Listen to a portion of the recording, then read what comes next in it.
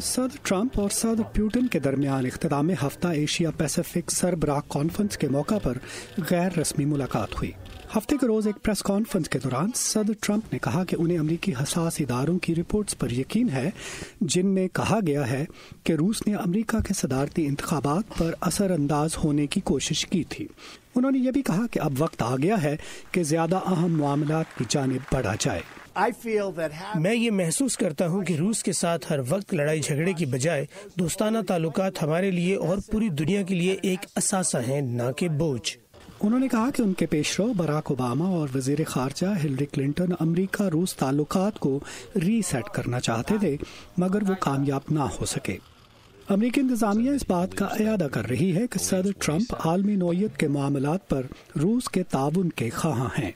अब वाकई इस मौजूद से हटकर आगे बढ़ने की जरूरत है। मेरा ख्याल है कि सदर की तवज्जो ज्यादा अहम मामलात जैसे शुमाली कोरिया और शाम पर है, जहां हमें रूस के साथ मिलकर मुश्तरका मकासद के लिए काम करना होगा, जो कि इस वक्त बहुत अहम है।